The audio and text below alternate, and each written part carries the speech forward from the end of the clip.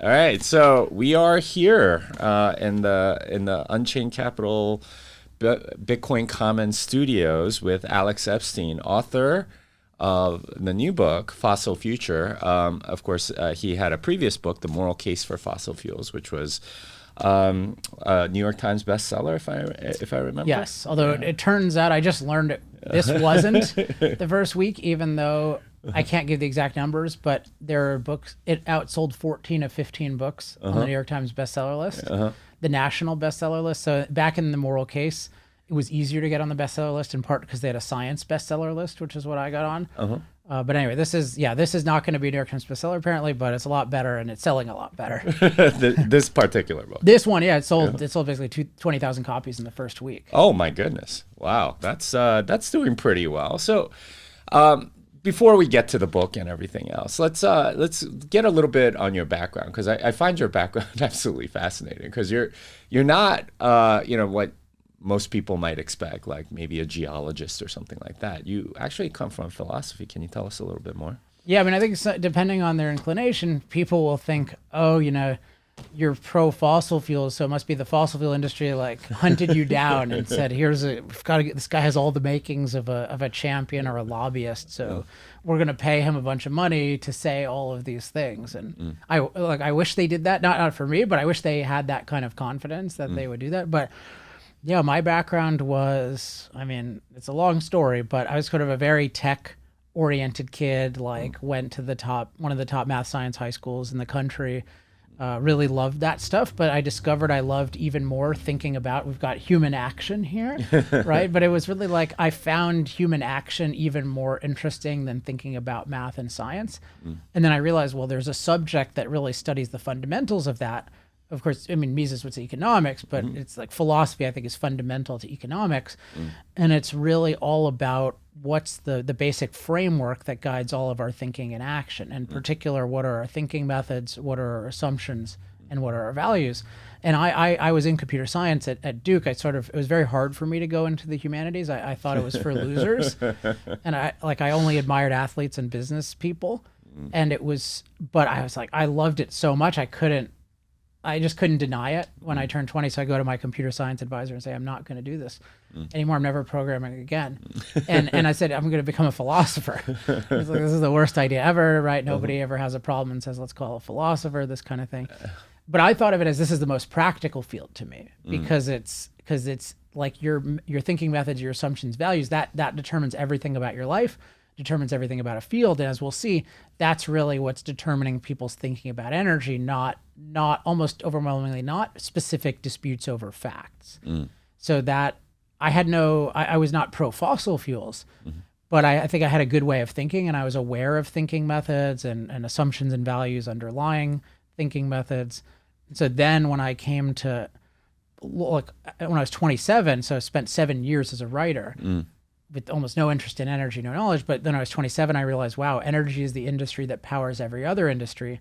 And clearly, like fossil fuels in particular are really, really good at providing cost-effective energy in a way that nothing else is, including they feed us. Like without modern fossil fueled agriculture, diesel-powered machines and natural gas-derived fertilizer, like 8 billion people could not be fed. And I noticed nobody is talking about these benefits. So they're making the most basic error, which is you're evaluating what to do about something, in this case, what to do about our use of fossil fuels, but you're ignoring the benefits. And that anytime I see that, anytime I feel like what I'm told is the truth is screwed up and I'm somehow being screwed, like I become really interested in, okay, what's the actual truth of this? And so that started me on a journey in 2007, and here we are in 2022, and I'm world's biggest advocate of fossil fuels. I did not intend to be. Yeah, so let's go back a little bit, because the philosophy and sort of studying things from first principles, I think that gets a lot of respect, especially in the Bitcoin community and so on.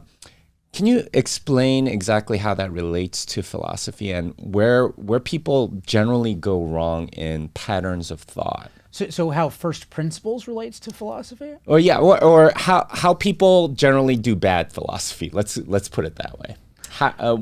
What's wrong with how people think today? So there are a lot of levels of this. So one thing is just not being aware that there is a way that you think and that you could think differently about things. So you take a usual thing about, well, let's just take energy issues since we're talking about that. And you have a book. And I'll give an example that I'm very critical of. A guy named Michael Mann, who's one of our leading, what I call designated experts on these issues. He's the one, you know, when we hear listen to the scientists, he's a climate scientist. He's telling us what to do. He has a whole book on this stuff. And it doesn't mention, it talks about how fossil fuels will allegedly be bad for agriculture, but it doesn't mention once the benefits of fossil fuels for agriculture, even though, as I said, 8 billion people depend on fossil fuels and attributes of fossil fuels that are very hard to substitute for, let alone totally replace. So what's going on with Mann did he, before he wrote this book, did he or his equivalent, because many other people do this, did he think about what's my method by which I'm going to evaluate this question of what to do about fossil fuels? And I don't think when people are evaluating what to do, I think they rarely think about what the method is. I think what they tend to do is they just pick up whatever method, usually bad method, is being used, and then they go with it. So I think in his case, it's the method that's being used is everyone is already only looking at the side effects of fossil fuels, namely climate. So you don't even think about the benefits. And then you kind of, you think your job is just to show that fossil fuels are having climate impacts, and then once you do that, that means fossil fuels are bad. Whereas if you step back, you would think that makes no sense at all, right? Because you'd have to show really that the negative climate impacts outweigh the positive, but more importantly, that the negative impacts aren't outweighed by these huge positives of fossil fuels that are pretty straightforward. So it's just an example of he's not thinking about, or his maybe he's not being honest, but somebody even who's honest cannot think about, hey, how am I going to evaluate this issue? And so one principle I use that's very helpful is just, I say I want to engage in a full context evaluation, which in this situation means I want to look carefully at the benefits and side effects of the different alternatives, and I want to weigh them. But then there's other things as well, because then there's, you know, I think one you're interested in, when you're talking about benefits and side effects, there's a question of, well, how do you define what's a benefit? Benefit to whom and for what purpose? And when we're talking about the world, if you look at it, you see, well, some people are talking about it in terms of the goal seems to be we want to impact the earth as little as possible. So when people say net zero, they're saying that's our main goal. We want to eliminate CO2 emissions at all costs, and that's our goal. And I would say, well, is that a valid goal? Like, why are you choosing this? Or you even see in COVID, like the goal implicit in a lot of the COVID stuff was let's eliminate this virus. Not to equate CO2 emissions to the virus, but it's this singular focus and it's not questioned. So there's this question of what is your primary moral goal? When you're evaluating things, if you're talking about benefits, it means benefits to achieve some goal. So what is that goal? And that's going to mean the standard by which you say this is good or bad. So for me, I think of it as my goal when I'm thinking about the world as a whole is advancing human flourishing on Earth. And I think of the dominant goal that people don't really think about, but is eliminating human impact on Earth. And I think that explains a lot why people don't focus on the benefits of fossil fuels, because the goal they've accepted doesn't regard benefits to humans as important. And sometimes it regards them as negative, because if humans proliferate, that actually impacts the planet more, right? And so if your goal is to eliminate human impact, you don't see that as a benefit, even though it's a benefit to humans, but humans are not what you're optimizing for. And then another thing is assumptions. So we're dealing with a lot of predictions when we're dealing with predictions about energy, but in particular predictions about climate. So there's a question when you're making predictions, well, what unstated assumptions are in those predictions about the future? And I think one big unstated assumption is what I call the delicate nurture assumption, which is the idea that nature exists before we impact it. It exists in this delicate nurturing balance. So it's stable, doesn't change too much. It's sufficient. So it gives us what we need as long as we're not too greedy. And it's safe. Like we think of climate as safe. And this is just pure mythology. This is not at all how the world works, right? But we treat it that way. You hear, I think of nature as wild potential. So it's dynamic, changes all the time, and on many different levels. It's deficient, doesn't give us nearly what we need, even when there's a small number of people, let alone 8 billion. And then it's very dangerous. Like you're constantly threatened by other organisms, that many of which compete with us, and then you're threatened by inanimate forces, such as climate, which are a menace to human beings throughout history, and only recently have actually become something that's not a daily problem. Even though we talk about climate crisis is actually the history of humanity was just a giant climate crisis until like the last 100 years when we figured out how to master it. But if you have this idea that nature is a delicate nurture, you are going to predict that anytime we impact it on a significant scale, there's going to be a catastrophe. Nature is going to punish us, like a vengeful Gaia, or vengeful, like natural, nature God is going to punish us. And I think this explains, many of your viewers / listeners are probably familiar with, there's this history of 50 years of these crazy environmental predictions that always end up being the opposite, right? So we're going to run out of resources and we have more resources. Pollution is going to become unbearable. We actually have better environmental quality. And then it's going to be catastrophically colder and catastrophically warmer. And when the temperature is going down or up, it's not a catastrophe at all. We're actually safer than ever from climate. So I believe that it's this assumption that nature is a delicate nurture that leads people to expect these disasters. And then it's part of why we don't invalidate the alleged experts who predict them. Like they're still, so you have this guy, Paul Ehrlich, who's been our designated leading environmental expert since the 60s, and he's been wrong on every single thing. Like he's been 180 degrees wrong. So he's predicted to get much worse and it got much better. But he's still consulted regularly. But it's because the people consulting him also believe nature is a delicate nurture. So they think, oh, well, this year, okay, it didn't happen for the last 50 years, but this year it's all going to explode. But that's the power of an unquestioned assumption. So I think people can see just with these examples how philosophy is it affects so much. And so the first thing is just to be aware of that philosophy, your methods, assumptions, and values are shaping things. And then you can think about what yours are and which ones you've been accepting by following the mainstream way of thinking. Well, so you mentioned the delicate nature assumption, which I think underlies a lot of this. How did that sneak in to people's psyche? Because I think reading your book and thinking about it, I'm like, yeah, of course it's not a delicate nurture. Right. Yet that is sort of like the operating assumption that a lot of people go under. Like sort of psychologically or philosophically, how did people come to make that assumption, and why is that so prevalent in a world that's supposedly rational or something like that? So one level of explanation that's not entirely satisfying is that the school system promoted it, but I think that's undoubtedly true. So I grew up, I was born in 1980, so I grew up in the 80s and 90s in terms of my, elementary, middle school, high school education. And we totally got this view, right? That there's this delicate balance and that we're ruining it and that we need to stop. And part of what's omitted, and so it's that, and a crucial thing I think is what's omitted is what life was like before industrialization. Before people, I call it empowerment. So before people could use machines to become productive and prosperous. Because if you really understand how bad life was before we had machines to amplify and expand our naturally very meager abilities, like you're afraid of living in nature, right? You're not afraid of changing nature primarily. You're afraid of not changing nature, of not being productive enough to turn the deficient and dangerous planet into an abundant and safe planet. So the lack of proper education about industry is a huge thing. And I'll just, the way I got it was you learn, okay, the Industrial Revolution, and what you learn, at least in my curriculum, was workers got treated badly, there was pollution, the end. Versus life expectancy was 30 and it rapidly drove up in this like hockey stick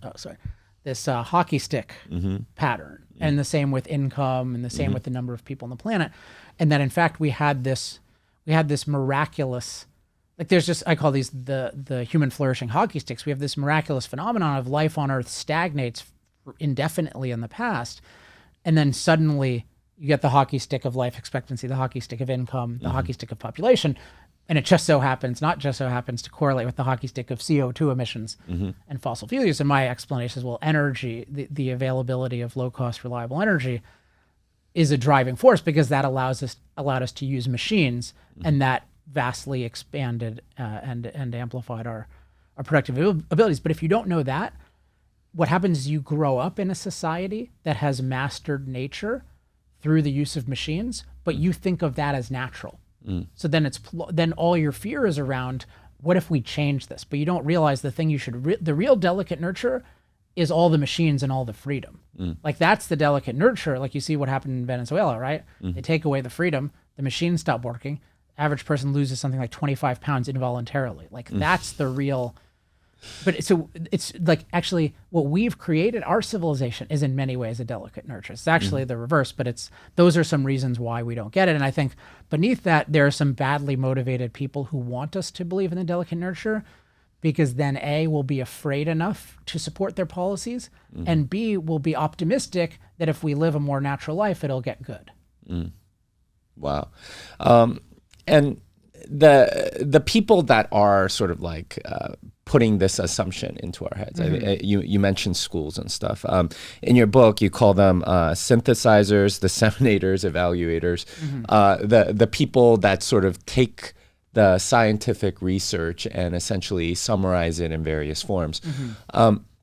They seem to have that assumption as well, and that comes through in their summaries, and sort of exaggerate whatever morsels that they get from the actual researchers. They take facts and put them into this philosophical context, if you will, that essentially makes it catastrophic, so that we are forced to act. In your book, you claim that they're just doing their jobs badly, and I was thinking, they're not doing it badly. They're doing exactly what they're intending to do, which is manipulating other people. And what I thought was, this is very much propaganda. It's a way to get people to behave differently, think differently, have different assumptions, and sneak in these assumptions under the hood, like your delicate nurture assumption about nature. In what ways, like how do you combat that as somebody that's actually like reading something like this and actually having some of these ideas that can potentially challenge some of these assumptions that come in under the guise of facts, I guess? So there's a lot there. I think, let's see, where do we start here? So my goal is to, I always like showing what's actually operating in people's minds and the logic of it. And secondary to that is what's the motivation of it. Because if you take something like delicate nurture, whether people honestly believe it or not, that's shaping our expectations about the impacts of fossil fuels. I think that's clear. And the same thing is true with this view that human impact is immoral and our goal should be to eliminate human impact on Earth. I don't think most of the people advocating that on different levels don't even know what they're doing, but they're still doing it. And I talk in chapter 3 about how often there are various ways in which we disguise the goal. So we think, oh, we're just saving the planet, we're just protecting the environment, and we think that means, oh, that just means clean air and clean water. So when we hear eliminate our impact, we just think, oh, we're just going to eliminate the human harming impacts. But it's not about that. It's about eliminating all the impacts. That's why we get hostility toward not just fossil fuels, but nuclear, hydro, mining, washing machines, like all of industry, all of machines have this hostility, but it's disguised. So it's really hard even to show, what I'm trying to show in the first part of the book is our thinking, there's something wrong about the thinking that we're told all the experts think. And one is it's ignoring the benefits, and two, it's what's called catastrophizing the side effects. And underlying this is this goal of eliminating human impact, and this what I call delicate nurture, and I call this the anti-impact framework. And you can summarize it as the belief that human impact on nature is intrinsically immoral and inevitably self-destructive. And my view is, if you look at energy, any form of energy, but certainly fossil fuels, you will inevitably conclude that it's immoral and catastrophic, even if it's making the world far better. Because you'll ignore all of its benefits because they involve impact, which you think is bad. And because you have this delicate nurture view, you'll expect a catastrophe even for humans because you haven't questioned that. And so the view of the book is we need a new framework. We need to get, as long as we're on this framework, it's going to be a disaster. And so we need what I call the human flourishing framework, where the goal is to advance human flourishing on Earth. And you recognize that Earth is wild potential, not a delicate nurture. And then you need to do the full context, like benefits and side effects. And so my view is that what I call knowledge systems, so you mentioned the synthesizers, the disseminators, the evaluators. So there's the first are the researchers, the people who study the world, and they can be and are distorted by the anti-impact framework too. But that's harder to prove, so I can only really show that in the later part of the book.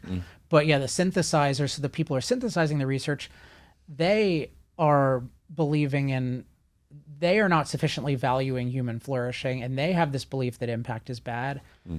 And you can see that by the fact that the IPCC, the Intergovernmental Panel on Climate Change, doesn't even mention the rapid decline in climate-related deaths, particularly disaster deaths, which that's, how could a climate organization not mention that we're far safer from climate, right? That's like a polio organization mentioning that we're not far safer from polio. And then you see, I show other distortions. So, but I'm not primarily focused on the motives of everyone, except the philosophical motives that we can see operating, because I think that's what's necessary. You asked about educating the public. I think what's necessary to the public is just to have the, like, you know, have the clarity of, here's how our minds are operating. Here's how our leading thinkers are operating. Do you agree with this? And my view is most people will not sign on to the anti-impact framework if they know what it is. And they will sign on to the human flourishing framework if they know what it is. So I'm 100% focused on just showing what's actually operating in people's minds and not much on the psychology of why, although I do agree that in many cases it's malicious and it can't be fully understood without a certain amount of malice. Yeah, it's interesting to me because we see something very similar happening in Bitcoin. Oftentimes people need essentially a new framework to evaluate everything because they're operating under the assumption that the dollar is good, that fiat money is great, and that, you know, the economy and the way everything works with the Federal Reserve and central banking, like much of which they have no idea how it works, that because it's the status quo, that it's sort of good because of that. And sort of breaking them out of that assumption is really job number one for a lot of Bitcoiners, because what do most people complain about when they think about Bitcoin? Oh, it's too volatile. Yeah, because you're coming from the framework of, okay, the US dollar is all I use, and therefore it's going to be disruptive on a day-to-day basis. Well, what about the actual moral case for something that's politically neutral or that doesn't steal from everybody and so on? But I wanted to ask you about the entire, well, I mean, you pointed out that there are lots of benefits to fossil fuels, which essentially completely get ignored. And I think lots of benefits is an understatement, right? Yeah. I don't think the world is livable without fossil fuels. Yeah, and reading the book, I felt like, oh my goodness, yeah, he's right. All of these things, pretty much all of civilization requires some form of fossil fuels. And one of the assumptions, again, sort of like side by side with the delicate nurture assumption, is that you know, fossil fuels are just, you know, maybe they power cars or something and that's it, right? Like there's a very limited scope by which people think of fossil fuels. Like there's just, you know, you point out in the book, you know, like industrial heating and like transportation and all of the different products that are made with petroleum and, you know, just pretty much everything that you see has some petroleum product in it. And to think, okay, well, we're going to have net zero. Like it just seems kind of crazy. What is it about the current framework? Have we just gotten too used to it? Why don't we know about all of these things? Like what's the missing link here? Well, it's an achievement to understand the world that exists now. So if you just brought in an alien, they wouldn't know how it works, right? And they wouldn't even have a frame of reference necessarily, depending on where they came from. And so there's a job of a society that's achieved things to explain the achievement to the children in the society, so that they can preserve the achievement / build on the achievement and change the achievement insofar as it needs to be changed. But one of the problems we have is it's not viewed, the fossil fuel achievement is not viewed that way, in that the world is not viewed as amazingly good. So I talk about, there's a survey of college educated people in Europe, and 55% of them think that extreme poverty is getting worse in the world, even though since I was born in 1980, it's gone from over 4 in 10 people living on less than $2 a day to 1 in 10. So you just think about it, that's the greatest alleviation of poverty in history. And more than half these college educated adults think it's getting worse. 33% thought it was the same, 12% thought it was improving. So a tiny minority, right? Less than 1 in 7 thinks it's improving. So if you don't understand the world today is this achievement that we want to preserve and build on, that's one thing. You're not going to be so interested in what caused the achievement because you think it's not an achievement, right? You don't even recognize how good it is. You don't have the curiosity that, say, an alien from a poor planet would have, or a time traveler from a poor part of the past would be. They would be so blown away by what we have in terms of our resources and capabilities, and they would be so curious, like what makes it all possible? Because I was here 300 years ago.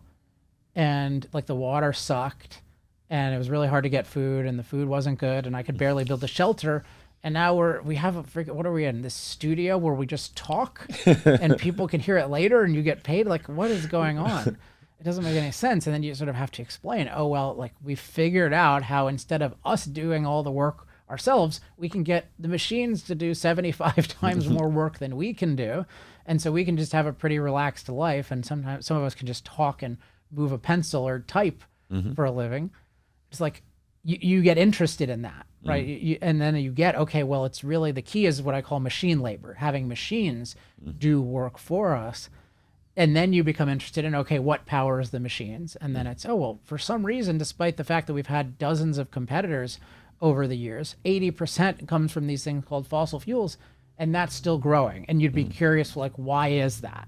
And then that's his chapter 5 of my book talks about the secret sauce, and partially it's they have these amazing physical and chemical attributes, like they're stored energy, they're like a natural battery, they're very concentrated, they're very abundant. And if you look at something like the sun and the wind, which our ancestors tried to harness, those are dilute and they're intermittent. There's a lot of them, but they're dilute and they're intermittent, and that makes it so far impossible to do what you can do with fossil fuels. But I think it's we're not getting that education, and it starts with recognizing the world is amazingly good, that it's really about machine labor, and that it's about, like, fossil fuels have made an unbelievable amount of machine labor possible by being by far the most cost-effective source of energy we've ever discovered. It's not hard for people to get. I can usually explain it in 10 minutes, but we just don't get it from our system, and we get the opposite. We inherited this beautiful planet, and we ruined it, and so let's stop. And we expect all this stuff to stay here.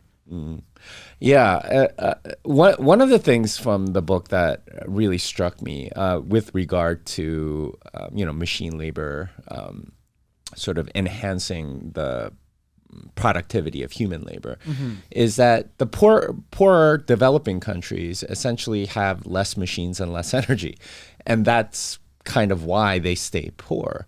And one of the moral cases that you make in the book is that really we need to be giving them a lot more energy in order, certainly leaving them free. Yeah, and not restricting them from not pressuring them in any way. Yeah, which is the exact opposite of what's been happening. How do you view something like the ESG movement sort of putting a lot of these restrictions on these countries, and like what?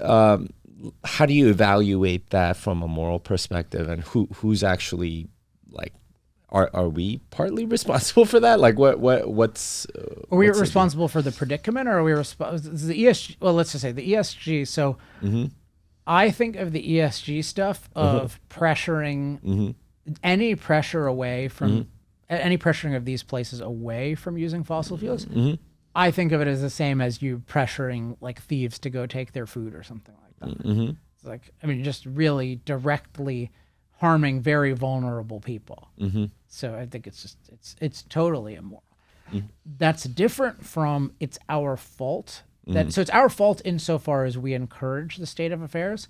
But there's this other narrative that I disagree with, that it's like, well, it's our fault that other people, that other places are poor. And then in particular, they're somehow poor because we've damaged their climate, and so we owe them an unbelievable amount of money. And so what's actually true is poverty is the normal state of human beings, right? Everyone is poor. It doesn't matter, like, where you are, skin color, none of these, like, everyone starts out poor. And the way to get wealthy is pretty straightforward in terms of you need some significant degree of economic freedom. And then a major use of that freedom is you empower using machines, and then you become really productive. And then that starts what I call the virtuous circle of empowerment, where you free up you use machines to become more productive. You free up time. You can use that time and machines to innovate and figure out how to become even more productive. And your productivity goes up and up and up, versus when you're manual labor, you kind of stay at that level and you don't have much time and much ability to think about things. You certainly don't have computers to help you think about things. So this is like, when people don't do this in the modern day, the primary reason is lack of freedom, because we know how to empower people, and we've seen it happen in much of the world. We've seen it happen in Asia. We've seen it happen, certain parts of South America, but Asia is probably the best example. And what's great about being advanced is we don't have to reinvent the wheel in terms of what England, say, had to do when they industrialized, like figure out a lot of stuff from scratch. Like, we know how to make machines, we know how to power them. And so what you can do is if a country is free, you can have foreign investment in the country that invests in a lot of this infrastructure and amplifying productivity, so that the business makes profit, but the people are also wealthier. This generally works really, really well if you protect everyone's rights. But if you don't have the right political institutions, you can't do this. And this is the problem in a lot of Africa that I talk about. I didn't talk about this in Moral Case. I mean, there are many things I didn't talk about in Moral Case, but this is a particularly important one. I talk about the freedom to trade in chapter 10. And without the freedom to trade, which includes, so the freedom to trade includes, property rights, contracts. If you don't have those things, who's going to invest? If your investment is not protected. And so it's very important to be pro fossil fuels and to not restrict them, but you also need to be pro freedom and pro property rights. And that's just as controversial in many people's eyes, because they think, oh, that's Western, they'd call it racist, which is insane, right? Because it's actually saying freedom is a universal value. I think that's undoubtedly true. And to not believe that is to saddle people of certain skin colors with anti-freedom ideas, and to say you have to have those because your immediate ancestors had those, but all of our ancestors had those, right? Mine did, right? So everyone's ancestors had anti-freedom ideas. So in the past, our ancestors, like if you live in the Western world, particularly the US, your ancestors broke out of the anti-freedom ideas. But to treat it as inherent is to treat the current state of anti-freedom ideas as let's stop all the places with anti-freedom ideas from evolving. I think that's just as perverse as depriving people of energy. And those ideas, which go under multiculturalism, saying all cultures, all ideas are equally valuable, that's a genocidal type thing, to tell people, yeah, you shouldn't be free because your parents didn't believe it. Like, my parents' didn't believe it. I'm sure as hell glad they evolved out of that and believed in freedom. That's why we can be here. Well, so I wanted to run an idea by you. Okay. By the way, you asked me if there's anything off limits. I'm really waiting for the killer question that's gonna make me turn red. Oh, I don't plan to get personal, but within the monetary sphere, we know, for example, that the IMF, the way they operate is that they give these loans to these countries. The money is printed ex nihilo, so they create this money, lend it to these countries, and then give them a lot of restrictions on how to spend it. Inevitably, those countries can't pay it back. And then they go, well, you still have to pay this money back that we printed out of nothing. Ultimately, what ends up happening is that they sell the resources of the country, like mining rights or land or whatever, to Western corporations, and ultimately, a lot of the resources of a particular country end up being owned by people outside of that country, and it's kind of a racket that the IMF has done, and there are even like former French colonial territories in Africa, many of them have a similar dynamic with the CFA and stuff like that. And certainly China with the Belt and Road Initiative, they're doing something similar to sort of grab a lot of resources. What do you think about this idea that a lot of these sort of environmental restrictions that you put on these countries, it's a way to keep them from flourishing so that you can just sort of keep them under a form of imperialism? You mean in terms of that's the motive or that's the effect or both? I would think that it's kind of the motive because in a sense the international monetary organizations of various stripes, they do this as a way to take a lot of these resources. So a lot of Central American countries were called banana republics for a long time because Chiquita banana needed all of these places to produce bananas so they can sell them to the people in the United States. A lot of the resources in these places end up being used by Western corporations, and the wealth essentially ends up back in the West rather than back into the local economies of these places. It's hard because when you have an anti-freedom government, like there are a lot of bad outcomes. And so one kind of outcome is you make deals with foreign corporations that enrich you and aren't particularly good or not nearly as good for the people as if they had freedom, including property rights in the country. But then it's often true that they're better off with those deals than they would be if they weren't doing that and they just had the dictators. But it's a mess, and so it's part of why you need a very dramatic reform in these places. And one thing that'll happen is people say like, oh, this there was this abusive relationship with this corporation, so let's just get all the corporations out of here. But that can actually make things worse. So yeah, I mean that's what happened with Cuba, right? Like they literally kicked a lot of out places. everybody. So you need you really need reform, and it's hard. It's hard, but it's not. It's too easy to paint it as, oh, here's sort of an external villain that they're doing. But there are many places there are many corporations that would love to do business in a place that respected property rights more. And even China is such a mixed bag in this respect because it's very anti-freedom in many, many ways. But it has these pockets of economic freedom and stability that have enabled companies to deal with them. And so you think like, oh, these places, a lot of places like working in China, and they can get really reliable arrangements, or at least they can on some time horizon. We'll see.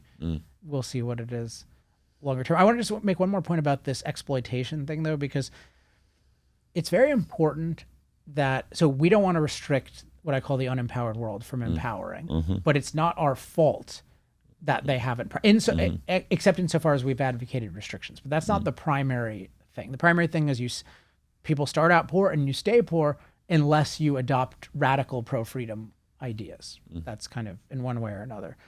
The final thing though is this climate thing I find very annoying, that we've ruined their lives with climate change. So it's wrong in so many ways, but just if you look at it in chapter 4 of the book, I have these hockey sticks of human flourishing and life expectancy. Those are not for the Western world. That's for the entire world. The life expectancy around the world has been skyrocketing, and our fossil fueled productivity is a huge reason why. You just think about like the improvement in clean water around the world and how much of that is possible by inventions in the fossil fuel world, sometimes charity from the fossil fuel world, how less endangered people are by storms, in part because they can have foreign relief from storms, the medical developments that have come that save countless lives, that extend countless lives. So it's a real injustice toward the fossil fueled world to say, oh, you ruined the rest of the world. The rest of the world is so much better off, including they have drastically declining climate deaths too. So there's this ridiculous racket that says, oh, well, we owe them a fortune. And then sometimes we pay the fortune, they're going to spend it on inferior green energy, that's all the perversions together, because it's unearned guilt and then keeping them poor with inferior energy. And this is the kind of thing the dictators love though, because they can get rich, right? They can take the money, spend some on green energy, get a lot of it, have their palaces and helicopters and stuff. And they're totally happy with that. But it's this climate justice movement. It's like these movements are always the opposite of what they say. So it's like climate justice is the opposite of justice. It's unjust toward the productive fossil fueled world, and it's unjust toward the unempowered world. Well, so thinking about that a little bit, right? Like you have these countries, oftentimes with dictators, but oftentimes, they might have a democratically elected government. And I think democracies can be dictatorial too. Yeah. But regardless, they part of what ends up happening is that they can't create like a working coal mine or something like that could have a steady energy source for the rest of their population. In part because the Western world won't let them. What do you mean? Like, so if you try to go and build a coal power plant in a particular country, how easy would that be versus like building a solar farm or something like that? Well, I mean, okay, what component of it so are you worried about somebody's going to stop you from building it? Or are you going to worry that you can't get the materials? Are you worried you can't get the expertise? You can't get the money? Well, all of the above. Like the result seems to be that there's more kind of green stuff being built in developing countries rather than say like something much more efficient. I mean, there's just not enough stuff being built. I would say, period. I mean, the thing is that these countries are almost all signing on to these international agreements, particularly the Paris Agreement. And the current interpretation of that is, you should be getting rid of fossil fuels really quickly. And then you have all these financiers who are putting pressure in that direction. But if you didn't care about those pressures and you could find the companies to deal with, I mean, it'd be more cost effective to build fossil fuels. I mean, nobody's being powered by solar and wind anywhere in the world, least of all being prosperous in Africa doing that. So what's really happening is they're just not building the energy infrastructure that they should be building. Well, but as you said, like the financiers won't fund it. A lot of it, yeah. Yeah. That's I mean, it's part of the ESG. That's part of the evil of it. And it's this quasi-government, quasi-private phenomenon. But it's one of the scariest things. It's maybe for me the scariest thing because it's not just governments. It's private organizations going far beyond what governments would do. So our government hasn't really committed. Certainly, we don't have any laws saying net zero. But our corporations have been saying net zero for several years now, and people like Larry Fink are pressuring all these companies to make these plans that voters would never vote for. And so you've got this united, particularly when you have someone like Biden in office, you've got this front of this anti-fossil fuel president, these anti-fossil fuel corporations, anti-fossil fuel financial institutions. And so it's not lending to foreign places, but even, I know a lot of people in the coal industry, like it's hard for them to even get insurance now.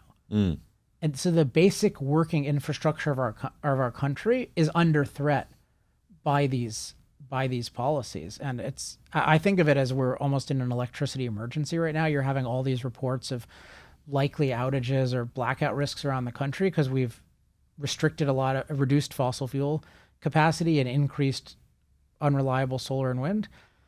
And ESG continues to push people to do this.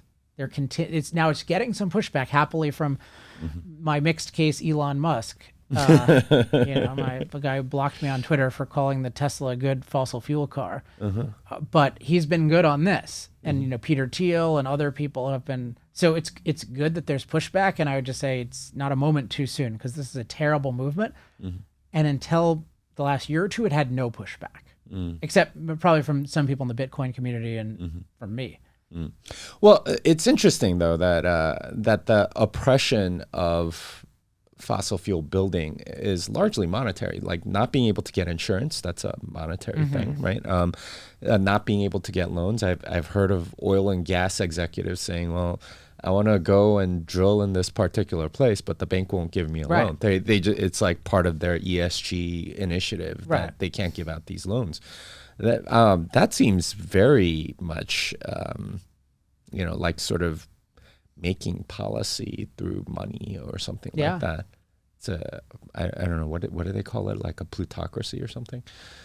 It's a scary thing, and it's hard to untangle. So there's a lot of government involvement, but it's how much of that is government, how much of that is social pressure. But in any case, it needs to be morally condemned. I mean, if we've learned anything, it should be you cannot shut down your reliable energy infrastructure until you have a proven replacement that's actually working. Versus Biden's thing is he promises this amazing replacement, but he doesn't make the replacement. He just shuts down the Keystone XL pipeline, and he bans leasing, and he threatens the industry. That is horrific. That's what's caused the energy crisis. Is you restrict what works in favor of the promise that you don't know works, and it turns out not to work. Yeah, and it certainly has had some serious consequences within the electrical grid. I think I saw a map earlier today about like which states, which areas of the country, at least here in the U.S., that are in large danger of power outages versus moderate. Yeah, I mean, it's most of the West. It's kind of crazy because you would think that those would be the least. I mean, just given... Well, we know how to do it. This is the crazy thing, that we know how to produce reliable electricity. And for those who think it's a climate issue, we know how to do it in Arctic conditions. We know how to do it in really hot... You can do it in Singapore. So this idea that, oh, Texas is too hot. Like, how are we going to produce or it's too cold. Also, like, how could you produce it in a Texas February storm? It shows you it's all policy. That's one way or another, that we have policies that are preventing us from doing something that's pretty easy to do given the state of knowledge and technology. And yet, and one thing I want to encourage is people should be outraged by this, and they should consider it embarrassing that we have throughout the US, we're worried about, can we keep the lights on in the summer? Like, this isn't Thomas Edison just built the first power station, right? We're way past that. This shouldn't be a question at all, and yet we're clearly regressing. And so that's one of the benefits of this is it's an occasion to question, who are we trusting as an expert on this, and maybe we shouldn't. If our designated experts have led us to the point where we're worried about keeping the lights on in America of all places, something has gone very wrong.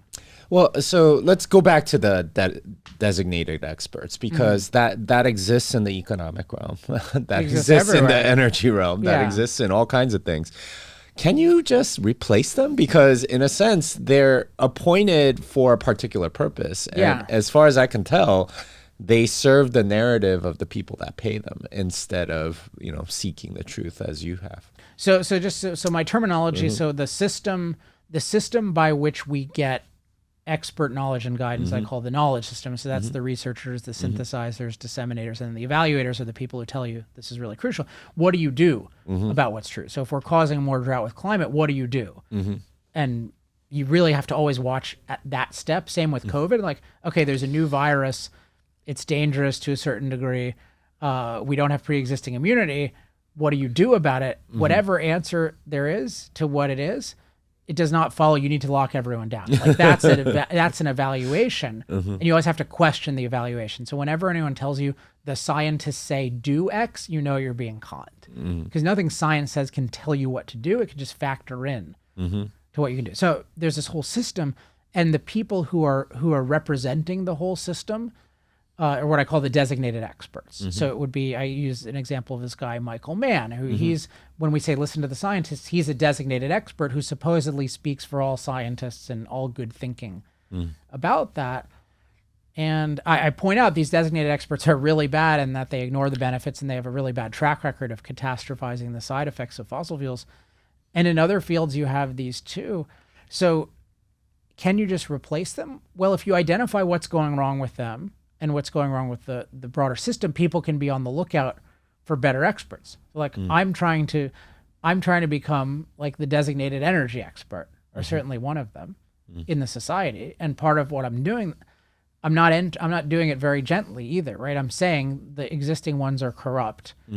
They are based on this. They have this anti-human way of thinking that I call the Antiimpact framework.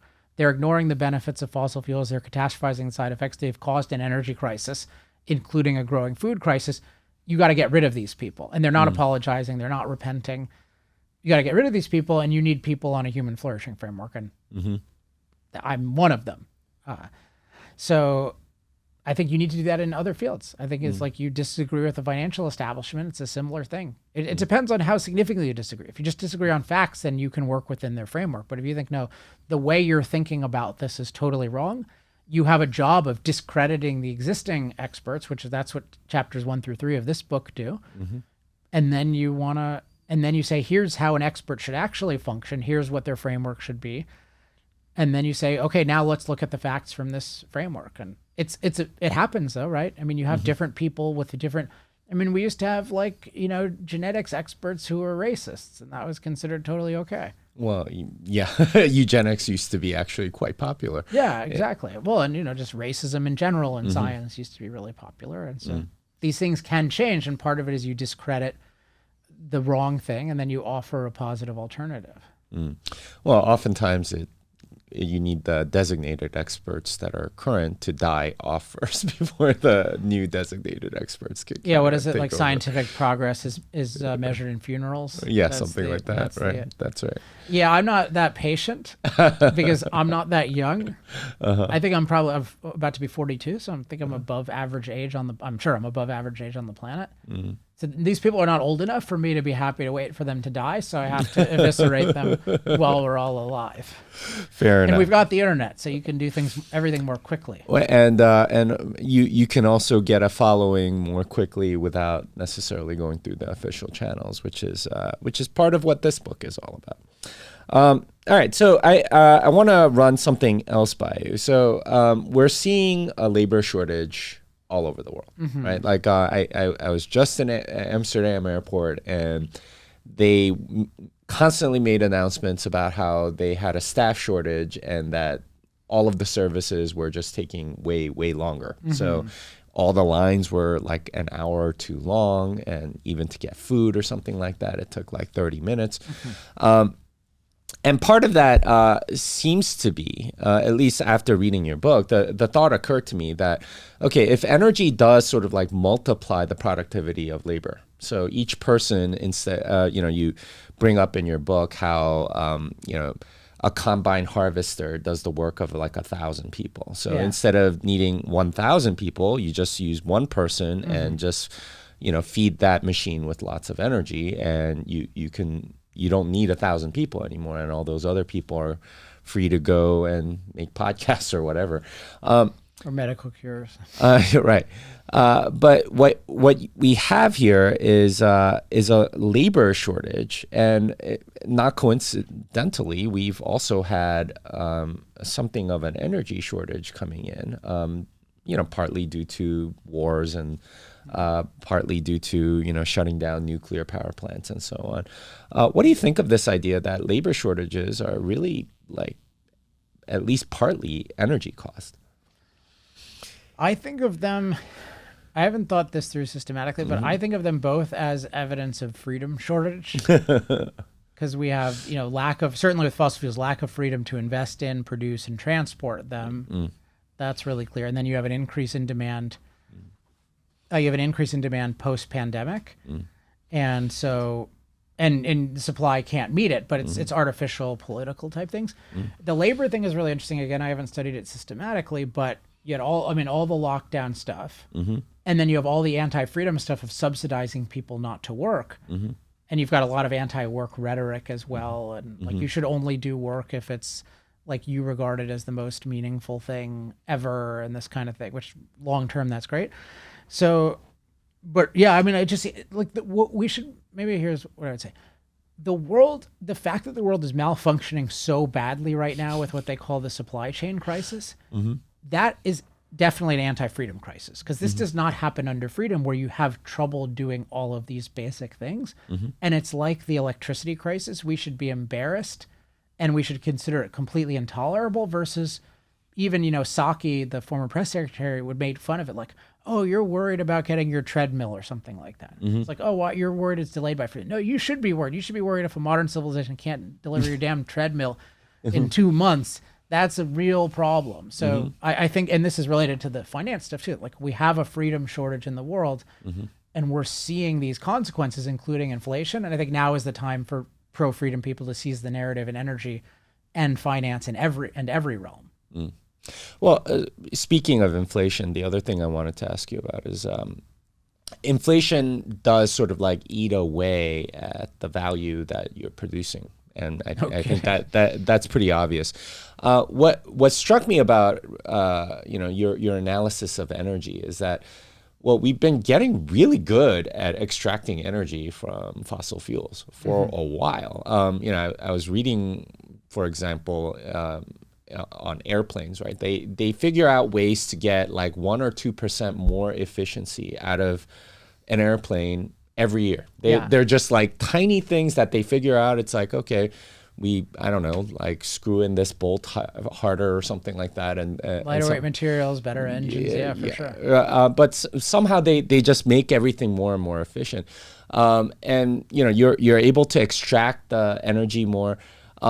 It seems to me that like what we should be feeling if we didn't have all of this progress is, just things get way more expensive as inflation goes up, and we suffer. But it seems to have been offset by essentially energy gains, right? Like all of the ways in which, like for example, fracking is a major one where you got a lot more energy out of the ground for a lot and had a lot more abundance in an increase in productivity that sort of like offsets inflation a little bit. Yeah, at least your experience of the inflation. I mean, in general, more broadly, anything that increases your productivity per unit of time is going to make the consequences of inflating the currency less obvious to people because they don't see how much richer they would be if you weren't inflating it.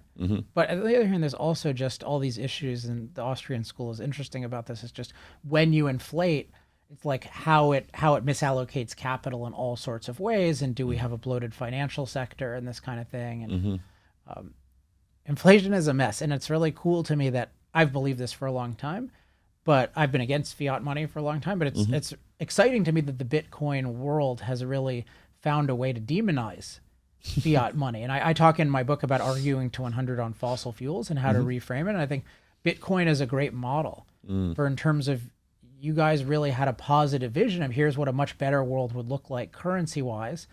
And the way to get there is these pro-Bitcoin policies, including, I guess, buying it as part of that. But there are other reforms, versus what the old Austrians used to do, which was mostly just argue against fiat money and say like, oh, if only we return to the gold standard, which there was no really concrete thing you could do to support that. So I regard a lot of it as arguing to zero. They're just saying, oh, it's bad for this reason, it's bad. And you guys gave this new positive vision, but as a result of that, fiat money has also been denigrated in a way that I never imagined would happen during my lifetime. So that was a real achievement. Well, so explain the arguing to zero versus arguing to 100 kind of thing, because I thought that was a very powerful part of the book. And I think what a lot of people that do argue for more fossil fuels and against all of the stupid climate policies or whatever, they end up stuck in the arguing to zero. Whereas I think you make the argument that we should be arguing to 100. So can you explain that? Sure. And I would say it's notable. There aren't many people who argue for more fossil fuels. Usually what they do is they argue against policies to restrict fossil fuels. So even there's a defensive version. So arguing to 100 means that you argue that a given course of action will advance an inspiring moral goal. So the moral goal is the 100, and I think of it as every conversation has a moral goal, a good thing, and then a moral evil, the bad thing. So the classic example I use, just not to support it or not, but is just the example of Donald Trump, because I think it was a very effective example where when he came into the debate, it was framed as 100 was more equality and negative 100 was more inequality. That's definitely how Clinton and the Democrats were framing it, and we want to move to a more equal society, like economic equality in particular. And imagine if he had just agreed with that framing and he supports, say, more freedom for industry and pro-business policies. He couldn't really win. All he could do is they propose a policy that says, hey, this is, this socialized medicine will get us to 100. He can just say, oh, that won't work for some reason. And I call that arguing to zero. So you're just trying to say that your attempt to pursue 100 won't work, but you don't have your own inspiring thing. You're just saying no to theirs. Whereas what he actually did is he reframed it in terms of 100 was American greatness. So he had that expression, make America great again, and negative 100 was American decline. And so then he could argue, oh, my immigration policy is getting us toward greatness. And oh, my foreign policy is getting us, and my economic policy, my healthcare policy. And you can see it's just a much more powerful way to argue where you define the good and the bad versus you allow the other side to. And so in fossil fuels, the way good is defined today for most people is the goal is to eliminate CO2 emissions and the evil is to use more fossil fuels. And if you accept that, then you can never advocate more fossil fuels. You can just shoot down a policy. You can just say, oh, the Paris Accord is too expensive for the US, or this solar company won't work. But they control the direction because you're still going toward 100 and away from negative 100. And so what I've done is I'm saying, no, I reject as 100 eliminating CO2 emissions. Why should that be our goal? That doesn't make any sense. Eliminate CO2 emissions at all costs. It should, and then I have, it should be advancing human flourishing around the world. And in particular, expanding human empowerment, having more people have cost-effective energy. And if that's the goal, then yes, more fossil fuels is obvious. And so you can argue to 100, and the other side has to argue to 0. So, in Bitcoin, there's the equivalent of you always have a vision or a goal, and then you have a policy that achieves it. You have a positive vision and a positive policy versus accepting their positive vision and then just trying to shoot down their positive policy. Yeah, and that is, I think, way more effective. And hopefully, if you haven't picked up a copy of Alex's book, you really need to go read it because it's mind-blowing in many different ways. And it just makes clear some very commonsensical things that I wish I could have articulated before reading the book, and just thinking about all of the benefits of fossil fuels. And I did try to write that in the Bitcoin Magazine article I wrote a few weeks ago. But it's got a wealth of resources. You guys should definitely check it out. So where can people find you? Where can people contact you, Alex? So you can get information about the book at fossilfuture.com. Obviously, you can order it on Amazon as well. But like if you want to order bulk or anything like that, I'll have all the latest at fossilfuture.com. I'm really big on Twitter. So I hope you promote this on Twitter and I'll share it. So I'm at Alex Epstein on Twitter. And then I think the other thing is I have a website called energytalkingpoints.com where you can get really... So this is a 420-page book that's like a systematic energy re-education, and I think it's valuable, and I think it'll be amazing for you if you read it. But I also think it's valuable to have Twitter-length talking points on every issue. So energytalkingpoints.com is free, and you can go there, get on that mailing list, and you can search any issue you want and get, like, here's a well-referenced point on it. So I like you going from the most extreme in-depth thing to, like, these laser-focused talking points. So I think that'll give you I'm trying to create resources that everyone can use to think more clearly and to be more persuasive on these issues. And so that's the gamut. The book, energytalkingpoints.com, and then me on Twitter. Those are the 3. All right. Well, that was wow. It's been over an hour and it went really fast. So thank you for having me. Yeah.